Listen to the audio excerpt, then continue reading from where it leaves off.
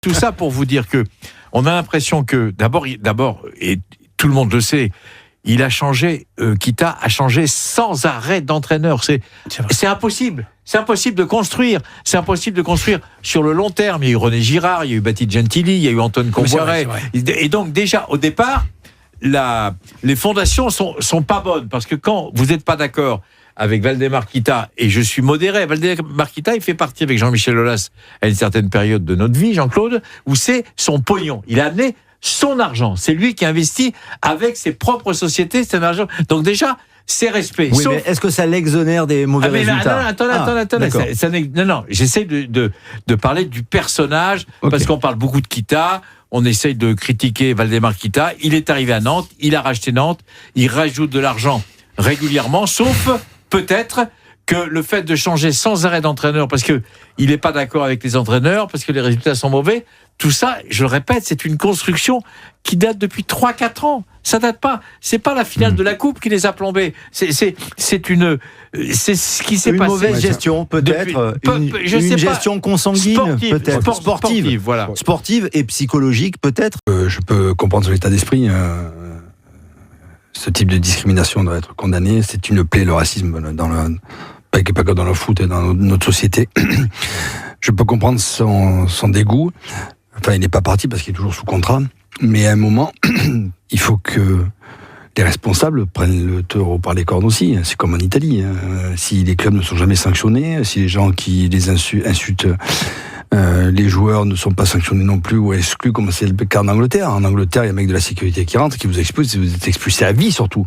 Voilà, donc à un moment, c'est aux dirigeants de prendre des décisions, arrêter le match, que les joueurs ne reprennent pas. Il faut qu'il y ait une ambi générale. Vous avez le président de la fédération espagnole qui dit que c'est un pays raciste, et Tebas qui, lui, bien sûr, défend son championnat, qui dit que c'est pas le cas. Le patron de la Liga. Le patron de la Liga qui dit le contraire. Voilà. Et c'est pas d'aujourd'hui en Espagne. Souvenez-vous Eto'o, souvenez-vous Daniel Alves, on lui avait jeté une banane.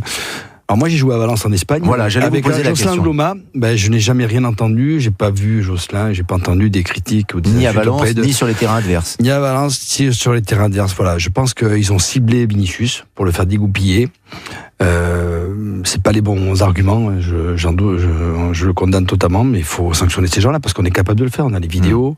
Moi, je peux vous dire que la sécurité dans les stades espagnols, il y en a. On est capable de reconnaître qui fait ce genre de choses. Il faut que ça soit une envie unanime de la part des clubs déjà, premièrement, et des dirigeants espagnols.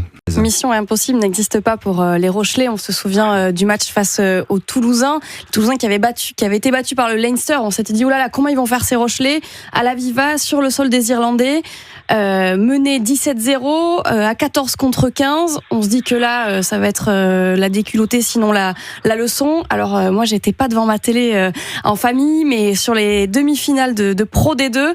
Et je peux vous dire que tout le monde, y compris les joueurs de Grenoble et de Mont-de-Marsan, regardaient pendant leur échauffement sur les téléphones cette finale rochelaise. Voilà, tout le monde était rochelais samedi après-midi.